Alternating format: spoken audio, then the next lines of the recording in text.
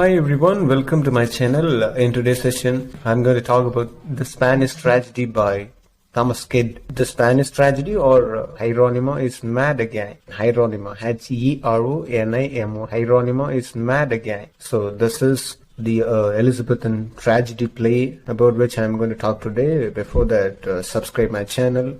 This play was said to be very popular and influential play during the age of Elizabeth, in the Elizabethan age. The Spanish tragedy was established a new genre in English theatre, the revenge tragedy. This play includes so many violent murders and includes as one of its characters as personification of revenge. And this play is frequently considered to be the first mature Elizabethan drama. And there was a claim disputed with Christopher Marlowe's Tamburlaine, and which was parodied by many Elizabethan and Jacobean playwrights, including Marlowe, William Shakespeare, Ben Jonson. There are so many elements of the play, the Spanish tragedy, such as the play within a play, which used to trap murderer and ghost intent on vengeance, like it's appeared in Shakespeare's Hamlet. Actually, Thomas Kidd is frequently proposed as the author of the hypothetical Hamlet. Hamlet or Hamlet, which was said to be one of the Shakespeare's primary sources for Hamlet. First time in the year 1982, the Spanish tragedy was performed in London's National Theatre with the Michael Bryant in the role of Hieronimo, directed by Michael Bogdanov, B-O-G-D-A-N-O-V, Bogdanov. The Royal Shakespeare Company performed the Spanish tragedy in the year 1997 at the Swan Theatre, which was directed by Michael Boyd, B-O-Y-D. Ben Jonson alludes in his play, in the introduction of his play Bartholomew Fair, to the Spanish tragedy as being 5 and 20 or 30 years old. If taken literally, this would yield a date range of 1584 to 1589, a range that agrees the what is known about the play. The exact date of composition is unknown. Ben Jonson alludes the play Spanish tragedy in the introduction of his play Bartholomew Fair, like the Spanish tragedy as being 5 and 20 or 30 years old. In the year of 1592, Thomas Kidd's play got entered into stationery register by the bookseller Abel Jeffs, J-E-F-F-E-S, Abel Jeffs. And this play was published in an undated quarto, almost before the end of 1592. The first quarto was printed by Edward Aldi, A-L-L-D, and published not by the copyright holder Jeffels, but by the another bookseller, Edward White. The stationers company ruled that both Jeffs and White had broken the guild's rules by printing works which belonged to the other. Both men were fined around 10 shillings, and the offending books were destroyed, so that the quarto one of the Spanish tragedy survives in only single copy. But still, the quarto one title page refers to an even earlier edition.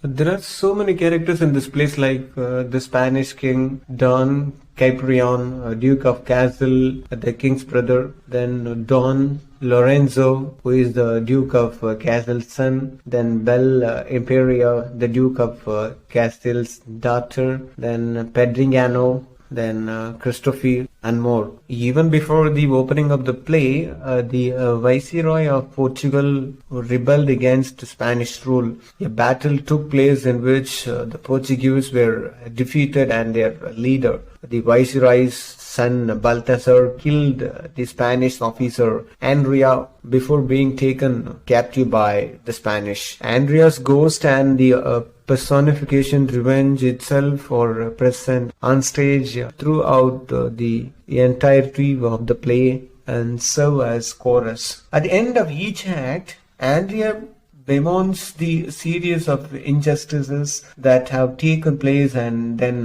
revenge reassures him that those deserving will get their comeuppance. The ghost of Andrea and the revenge open the play in Act First and close the play in Act Fifth with the descriptions of classical underworld. There is also a subplot concerning the enmity of two Portuguese noblemen, one of whom attempts to convince the viceroy his rival has murdered the missing Balthasar. The king's nephew Lorenzo and Andrea's best friend Horatio, who disputes over who captured Balthasar. Though it is made clear early on that Horatio defeated Balthasar and Lorenzo has essentially cheated his way into taking partial credit. The king leaves Balthasar in Lorenzo's charge and splits the spoils of victory between the two. Horatio comforts Lorenzo's sisters, Belle Imperia, Bel Imperia, Imperia, who was in love with Andrea against her family's wishes. Despite her former feelings for Andrea, Bel Imperia soon falls for Horatio. She confesses that her love for Horatio is motivated partially by her desire for revenge. Bel Imperia intends to torment Balthasar, who killed her former lover Andrea. Meanwhile, Balthasar is falling in love with Bel Imperia. The Spanish king decides that a marriage between Balthasar and Bel Imperia, that would be an excellent way to repair the peace with Portugal. Horatia's father, Marshal Hieronimo, Hieronimo, Hieronimo, who stages an entertainment for the Portuguese ambassador. Lorenzo, suspecting that Bel Imperia has found a new lover, bribes a servant Pedringano, Pedringano, Pedringano, and discovers that Horatio is the man. She persuades Balthasar to help him murder Horatio during an assassination with Bel Imperia. Hieronimo and his wife Isabella find the body of their son hanged and stabbed, and Isabella is driven mad. Lorenzo locks Bel Imperia away, but she succeeds in sending Hieronimo a letter written in her own blood. She wrote this letter in her own blood, informing him that Lorenzo and Balthasar were Horatio's murderers. Hieronimo's questions and attempts to see Bel Imperia convince Lorenzo, which he knows something. Afraid that Balthasar's servant Sebrein, Serberin, Sebrein, who revealed the truth, Lorenzo convinces Bedringano to murder Sebrein. Then later arranges for Bedringano's arrest in the hopes of silencing him. Hieronimo, appointed judge, sentences Bedringano to death. Bedringano expects Lorenzo to procure his pardon, and Lorenzo, having written a fake letter of pardon, lets him believe this write-up until the hangman drops Pedringano to his death. Lorenzo manages to prevent Hieronimo from seeking justice by convincing the king that Horatio is alive. Moreover, Lorenzo does not allow Hieronimo to see the king, claiming that he is too busy. This, combined with his wife Isabella's suicide, pushes Hieronimo past his limit. He runs incoherently and digs at the ground with his dagger. Lorenzo goes on to tell his uncle, the king, that Hieronimo's odd behavior is due to his inability to deal with his son, and he has gone mad with jealousy. Regaining his senses, Hieronimo, along with Bel Imperia, feigns reconciliation with the murderers and asks them to join him in putting on a play, Soliman and Peseda, to entertain the court.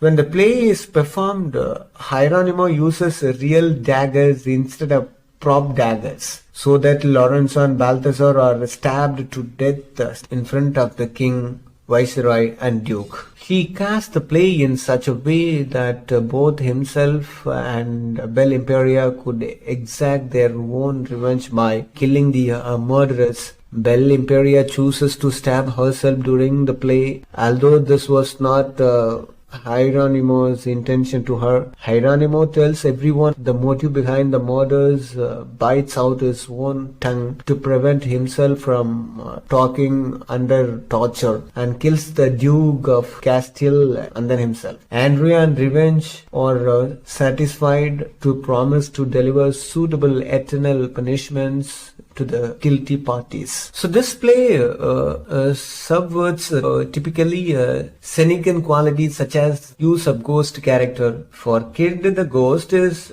a part of the chorus, unlike in Thaistes where the ghost leaves after the prologue. Ghost is similar to those who in metrical medieval plays who turn from the dead to talk about their downfall after commentary on the action. There are some critics who claim that Hieronymo's attitude is what Central Christian tradition calls the old law, the biblical notion of an eye for an eye.